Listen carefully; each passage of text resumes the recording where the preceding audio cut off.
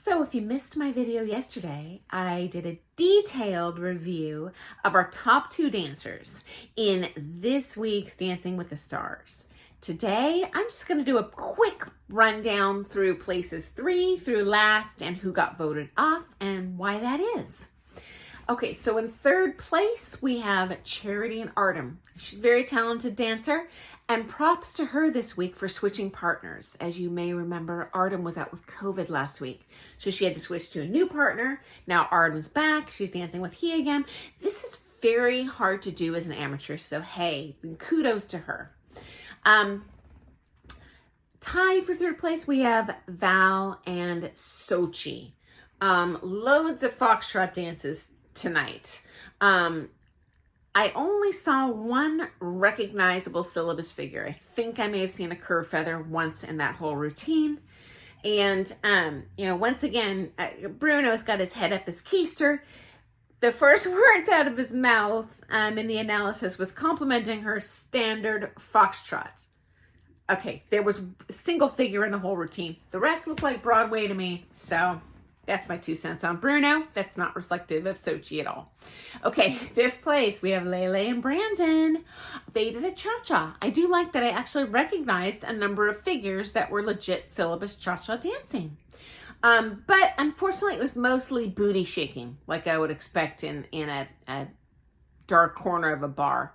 Not too happy about that. I also find her body to be too soft for a cha-cha. But she has nice speed to her movement, so some nice gross motor skill control. Okay, 6th place, we have Mira and Gleb. They did a rumba. In my opinion, I saw too much of Gleb, not enough of Mira. So when I'm doing prom, I really want to highlight my student to the best of my ability, not myself. I didn't like that he completely outdanced her. I don't think it's a good look on the floor, especially for pro-am. You want to be a partnership, not a, hey, me, I'm a peacock, ignore my partner.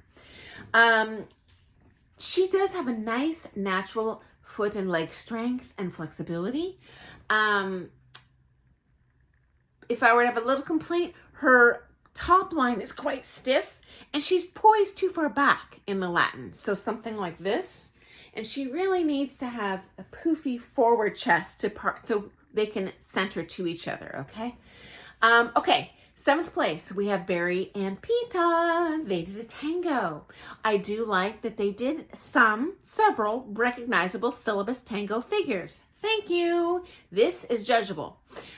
They did a closed promenade. They did an outside swivel. That's a silver figure, so quite challenging for a skill level. Loved it. I think I saw a couple open reverse turns. So very happy with the choreography. Unfortunately, the music to me sounded like a fast East Coast swing. I just feel so sorry for all the couples for this week's episode. The music was horrible, horrendous, not danceable. You cannot play a cha-cha and say, do a waltz to it. It's like putting a lipstick on a chicken and calling it a beauty queen. Made the pros' job and the amateurs' job very hard to do. I don't know who picks these songs and dances, but I wish it were one of the pro dancers. And props to them all for making a silk purse out of a sow's ear, okay? Okay, so 8th place, we have Allison and Sasha.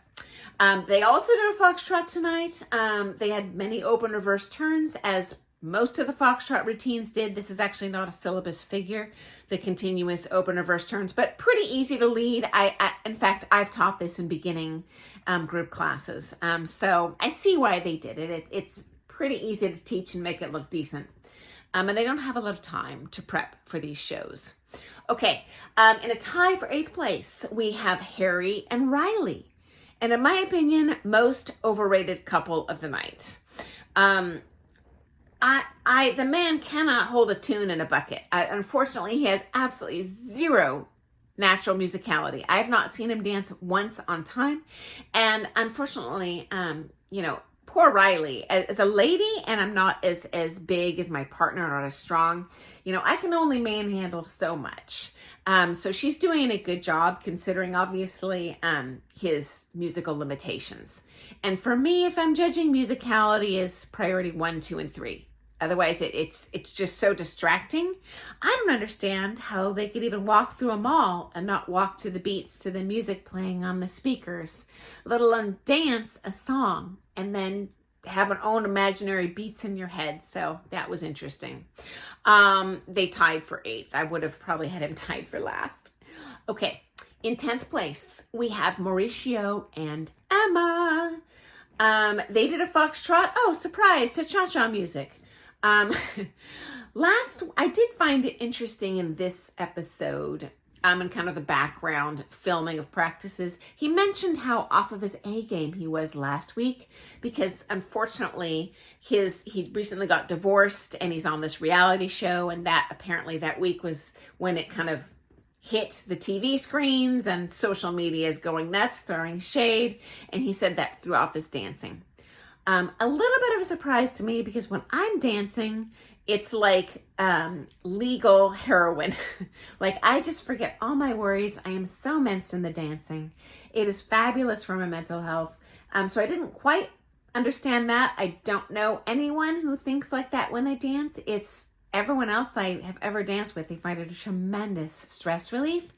But you know what? Probably added pressure now that he's on TV and he's worried about getting the votes and what if people hate him because of whatever the circumstances of his divorce were. So that does make sense. So my heart went out to him there. Okay, 11th place, we have Adrian and Britt. Quickstep and shocking. Music sounded like samba to me. I don't know how poor Britt choreographed a quickstep to that. The music was so not danceable this week. Again, mind-blowingly hideous, hard to dance to. Unfortunately, I don't think I saw a single syllabus step in their quick step. I might have seen a rocket, scissor kick.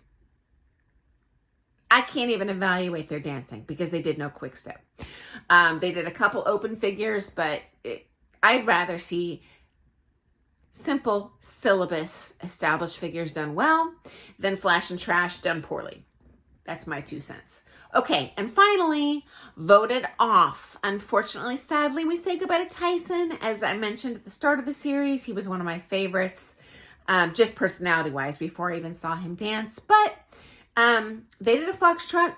The dancing was, unfortunately, not so good. He's hunched over the top of her the whole time, and so generally in dancing, we want a big top line, not like a teepee going into each other. That tends to look a little bit like great-grandparents shuffling around the floor. So that was unfortunate. I do think the show did not do them a favor in that they performed a foxtrot to reggae music.